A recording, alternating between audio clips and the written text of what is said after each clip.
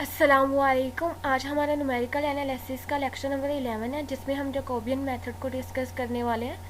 Jacobian method हमारे पास आइट्रेक्टिव method है, जिसमें हम अपनी लीनियर इक्वेशंस के सॉल्यूशन को डिटरमाइन करने के लिए ये मेथड यूज़ करते हैं, जहाँ पे हमारे पास जो लीनियर इक्वेशंस होती हैं वो डायगोनली डोमिनेंट होती हैं। क्योंकि अब ये हमारे पास अट्रैक्टिव मेथड है, तो हमने अट्रैक्शंस अप्लाई करनी है, जिससे हमारे पास हमारी लीनियर इक्वेशंस का अप्रोक्सीमेट आंसर आएगा, ना कि एग्जैक्ट, क्योंकि हम एग्जैक्ट सॉल्यूशन के लिए डायरेक्ट मेथड्स को यूज़ करते हैं। अब क्योंकि हमारे पास अट्रैक्टिव मेथड है, तो हम अट्रैक्शंस अप्लाई करेंगे। तो अब हम एक एग्जांपल करते हैं, जिससे हमारे पास ये जैकोबी मेथड हमारे पास क्या हो जाए, क्लियर हो जाए। तो एग्जांपल में हमारे पास है कि solve the following system of equations by Jacobi method where हमारे पास 8x plus y minus z equal है 8। नेक्स्ट हमारे पास है 2x plus Y plus 9z equal है 12। और थर्ड लास्ट हमारे पास है कि x minus 7y plus 2z equal है -4।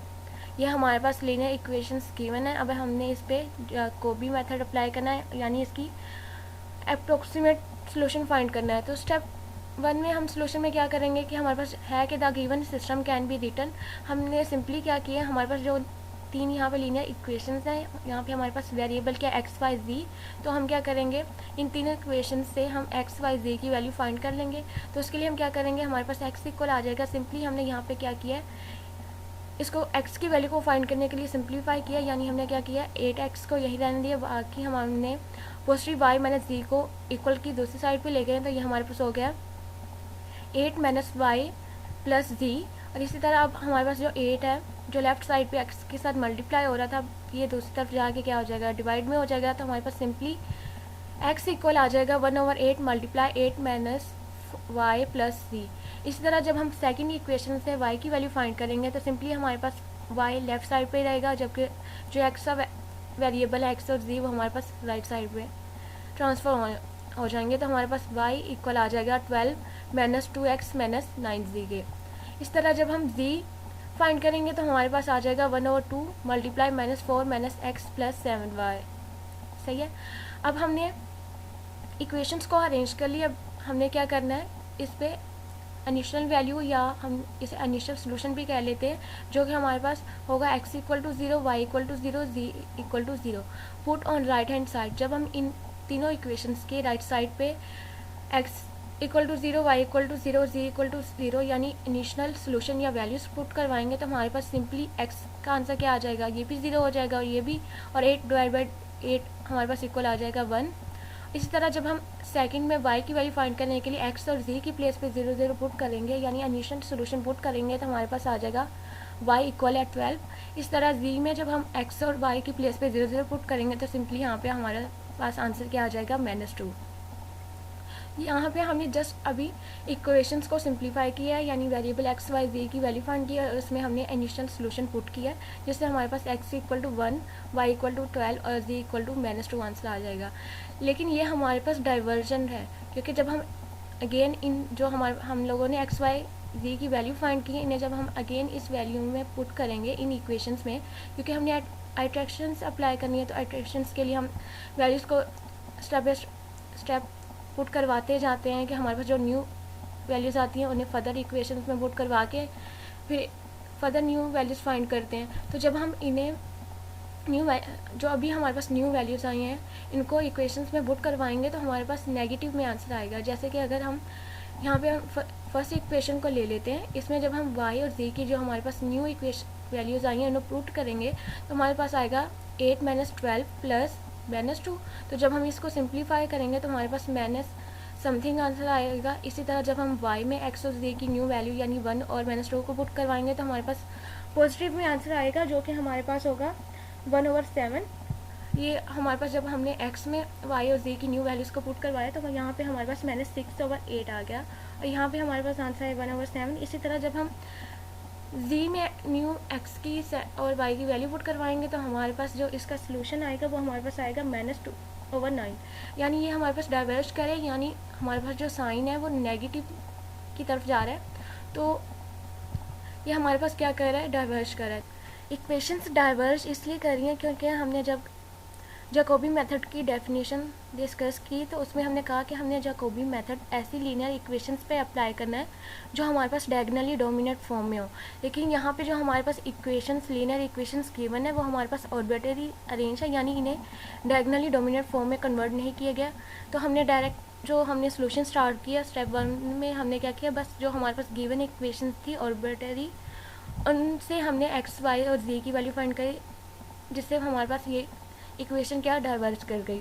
तो मीन्स कि जब भी हमने जैकोबी मेथड अप्लाई करना तो सबसे पहले हमारा स्टेप क्या होगा कि हमने उन्हें डायगोनली डोमिनेट फॉर्म में कन्वर्ट करना है, अगर वो हमारे पास ऑर्बिटरी अरेंज है। तो अब स्टेप 2 में हम क्या करेंगे, हमारे पास जो इक्वेशंस लीनियर गिवन है इन्हें हम डायगोनली डोमिनेट फॉर्म में कन्वर्ट करेंगे। सही है।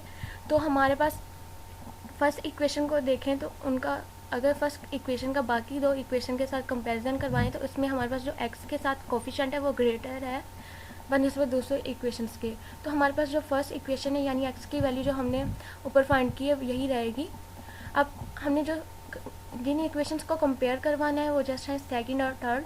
अब इसके लिए हमने क्या चेक करना है, y के साथ जो कोफिशिएंट है उसको। तो आप देख सकते हैं जो इक्वेशन 3 है इसमें हमारे पास जो y के साथ कोफिशिएंट है वो 7 है, यानी ग्रेटर है कंपेयर टू 1।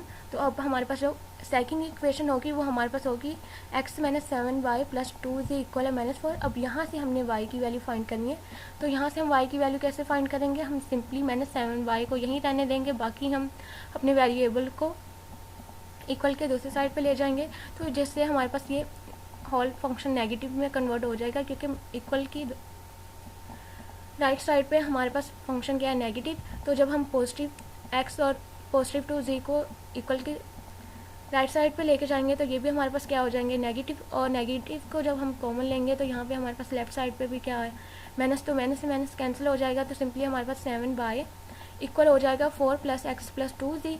अब हमें जस्ट y की वैल्यू चाहिए, तो 7 यहाँ पे मल्टीप्लाई हो रहा है तो दूसरी साइड पे जाके आ जाएगा डिवाइड। तो हमारे पास y इक्वल आ जाएगा 1/7 multiply 4 plus x plus 2z।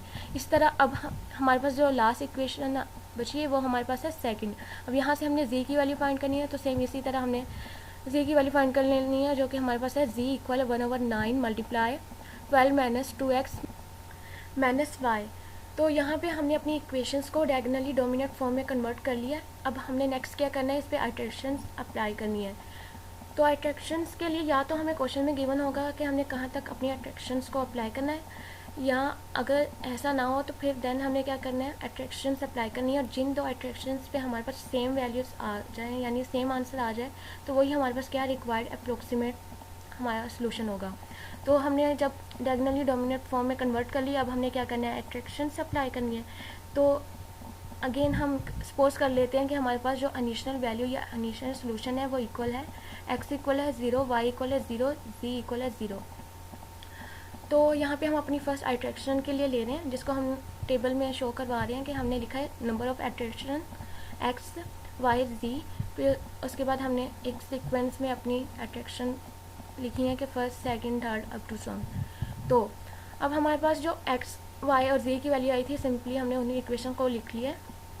अब हम क्या करेंगे, फर्स्ट एट्रैक्शन फाइंड करने के लिए हम क्या x y z को इक्वल पुट करेंगे 0 के। तो हम जब x की वैल्यू फाइंड करेंगे तो हमारे पास इक्वल आएगा 1/8 मल्टीप्लाई 8, और यहाँ पे हमारे पास क्या हो जाएगा 0, और यहाँ पे भी हमारे पास z की प्लेस पे क्या हो जाएगा 0। तो हमारे पास सिंपली आ जाएगा x इक्वल है 8/8। तो सिंपली हमारे पास फर्स्ट एट्रैक्शन में x की वैल्यू क्या आ गई है, 1.0।